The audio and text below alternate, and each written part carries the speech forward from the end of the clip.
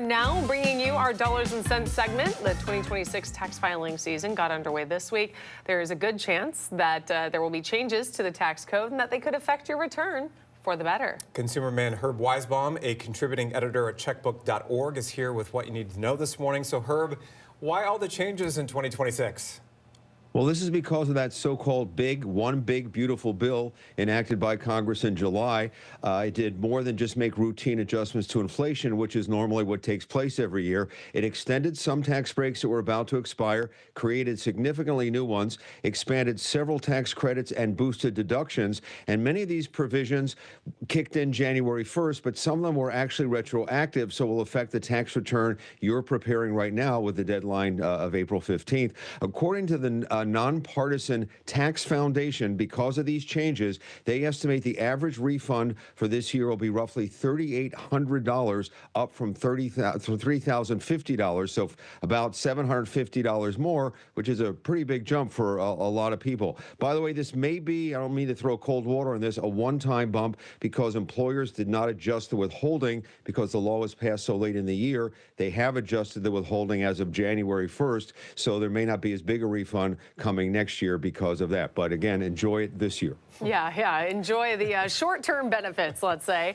Let's run down some of the significant changes for those who are getting ready to prepare this year's tax return, starting with that standard deduction.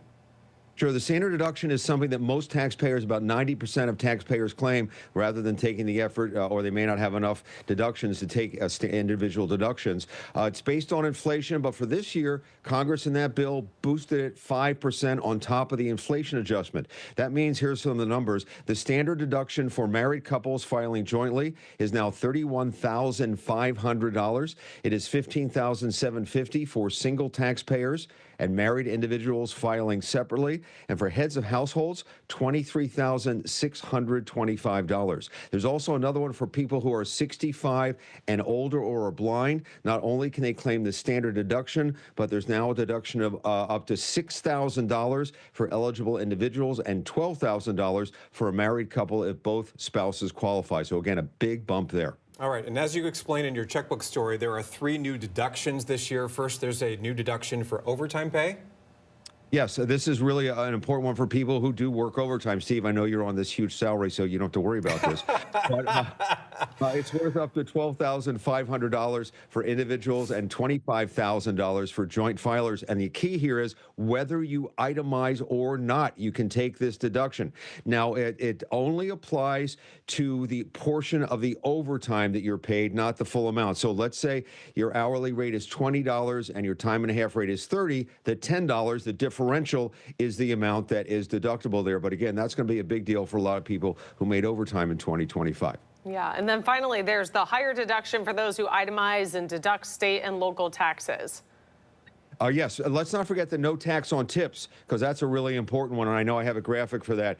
That can benefit employees for both, whether they are employee or self-employed who can receive tips, and that now is much more deductible than it was before. To claim it, you must have one of 68 occupations that are listed by the Internal Revenue Service, including they have in their gambling dealer and massage therapist, etc., and they can claim up to $25,000 employees who receive tips. And yes, the one for standard state and local taxes. We don't have income taxes in our state, but a lot of people are paying really, really high property taxes. And this one should benefit a lot of these people. You can claim up to $40,000 in state and local taxes if you're a single filer, and $20,000 for married couples filing separately. This includes state and local income taxes, real estate taxes, personal property taxes. Some people keep track of their sales taxes. You got to itemize for this one, but it's a huge jump from $10,000 last year to $40,000 or $20,000 this year.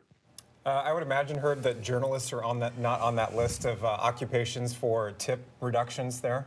Is that right? Or overtime. Noted. All right. What's the best way to file to get your refund as quickly as possible this year? You want to file electronically. The IRS is promising if you do that with no errors in your return, you'll get your money back in about 21 days. But here's the important thing to remember. President Trump signed an executive document, no more checks. no more refund checks. So if you're going to get your money back, you've got to let them know how you want it. You can divide it up 3 ways. It can be a bank or savings account, it can be a prepaid card, or it can be a cash app. You need to figure out one of those digital ways in order to get your money back this year. Okay, very good tips. Where can we go out to get more information? Go to checkbook.org. We have 2 big articles about this, how to file your tax returns for free, everything you need to know, links to all the IRS fact sheets. This was my whole project for this week. So we have a lot of information there to help you get this done right. I know, Steve, you're already done with your return, but for most people, yes. First day I get that W-2, I just fill everything out and turn it in every year. Right. Thank you, Herb. Good to see you as always. Thanks. Have a good weekend, guys. You too.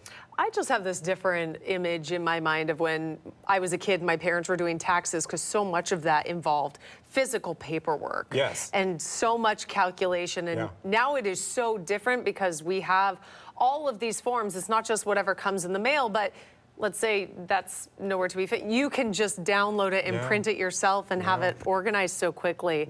I think doing your taxes has become easier. It has. We had a tax service, I think, on the show last week, and they were like, if you want to file your return on your cell phone, and that concept didn't even come into my head. I'm like, oh yeah, you can file it on your cell phone if you want to. I guess so. I mean, don't get me wrong, I still like scanning stuff and the physical I like the paper. Papers. I'm totally that way I like too. that too. Check those numbers carefully. All right, before we